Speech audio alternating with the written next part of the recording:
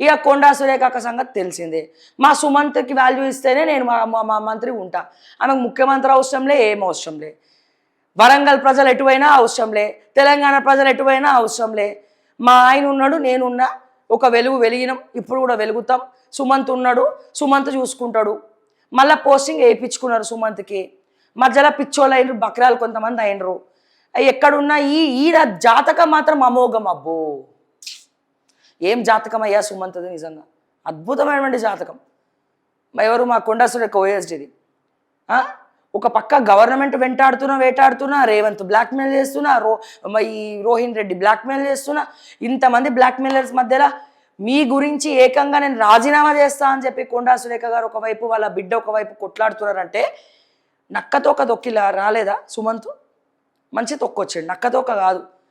ఇక అదేదో జన్మలో బంగారు నక్కతోక దొక్కుంటాడు నాకు తెలిసి. మాకేం అవసరంలే. నేను ఒకటి అడుగుతున్నా కొండా సురేఖ అక్కని, మీకు మాకు ఎటువంటి వ్యక్తిగత కక్షలు లేవు, కానీ ఒక అమ్మాయిగా, ఒక మహిళగా, మీరు ఒక మహిళగా రాజకీయాల్లో ఇన్ని సంవత్సరాలు రాణించడం అనేది చాలా గొప్ప విషయము, చాలా గొప్ప విషయము. నిజంగా చెప్పాలంటే నా చిన్నప్పటి నుంచి చూస్తున్నా, అంటే మహిళలకు ఎన్ని రకాల అవమానాలు జరుగుతున్నాయి నాకు తెలుసు, కానీ ఇంత స్ట్రాంగ్గా ఉన్నటువంటి కొండా సురేఖ చాలామంది ఉన్నారు, ఒక 3-4 ఉన్నారు. ఆ లిస్ట్లో కొండా సురేఖ ఫస్ట్ వస్తారు. ఇంత స్ట్రాంగ్గా ఉన్నటువంటి కొండా సురేఖ ఎందుకు చాలా మందిని దూరం పెట్టేసింది? ఎవడు రాజకీయం చేస్తున్నాడు నీ పేషీలో? మీ దాకా రాకుండా, మిమ్మల్ని కలవనీయకుండా పంపించేది ఎవడో కొండా సురేఖ కనిపెట్టుకోవాలి. ఎప్పటి వరకు అయితే నీ నమ్ముకున్న వాళ్ళని నువ్వు కలుసుకుంటూ అపాయింట్మెంట్లు ఇచ్చి కలుసుకుంటూ వచ్చినావో అప్పటి వరకు నువ్వు చల్లగానే ఉన్నావు.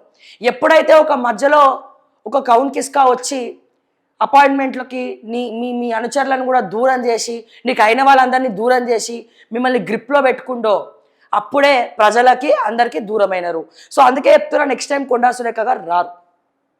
దానికి కారణం ప్రజలలో లేకపోవడం, నమ్మిన వాళ్ళని దగ్గరికి రానియకపోవడం. కొండా సురేఖ గారు, మీరు దయచేసి ఈ వర్డ్స్ని రెడ్ ఇంక్ తోటి మార్క్ చేసుకోండి. బికాస్ దీనివల్ల నాకు వచ్చేది లేదు, పోయేది లేదు, ఉన్నది ఉన్నట్టు మనం మాట్లాడతాం. అంటే ఒక రకమైనటువంటి రాజకీయాలను శాసించినటువంటి ఒక మహిళా కీలక మంత్రి, అటు కాంగ్రెస్ హయాంలో ఫస్ట్ నుంచి, తర్వాత కేసీఆర్ హయాంలో, ఇప్పుడు ఎందుకు ఇట్లా అయిపోయింది అనేది మా బాధ, మా క్వశ్చన్. సో ఇట్లా ఎవరికి వాళ్ళే యమునా తీరే, ఒక మంత్రికి ఇంకో మంత్రికి పడతలేదు. ఈ గ్యాప్లో దోచుక తినేది రేవంత్ రెడ్డి అన్నదమ్ములు. తెలంగాణలో మిగిలేది ఏం లేదు. ఇక ప్రజలు రాళ్ళు రప్పలు తీసుకొని కొట్టుడే ఆలస్యం అన్నట్టు అయిపోయింది పరిస్థితి.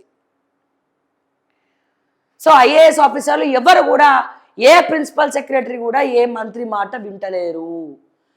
రేవంత్ రెడ్డి ముఖ్యమంత్రి మాటనే ఐఏఎస్లు వింటలేరు. ఇక మంత్రుల మాట ఏమి వింటారు? దోచుకునే కాడ మాత్రం వింటారు, ఇంకెక్కడ వింటలేరు.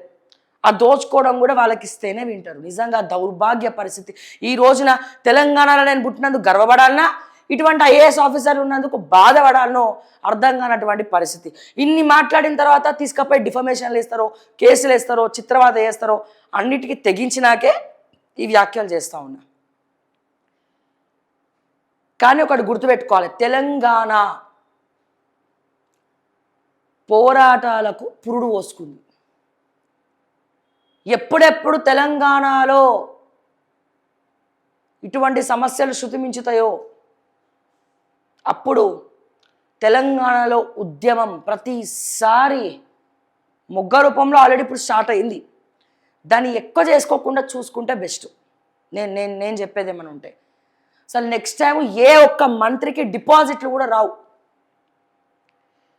అండ్ ఈ లోపల పావులు గదిపే పని ఉంటే ముఖ్యమంత్రి మారినా ఆశ్చర్యపోకర్లేదు. ఈ కొట్లాటలు పంచాయతీ అంటే ఒక టీం లీడరే ఫెయిల్ అయినప్పుడు ఆ టీం లీడర్ పనికి రాడిగా. ఇంతమంది క్యాబినెట్ మంత్రుల్ని చూసుకోలేనటువంటి రేవంత్ రెడ్డి ఇక రాష్ట్రాన్ని ఏం చూసుకుంటాడు? అందుకే రాష్ట్రం ఇట్లా తగలడ్డది.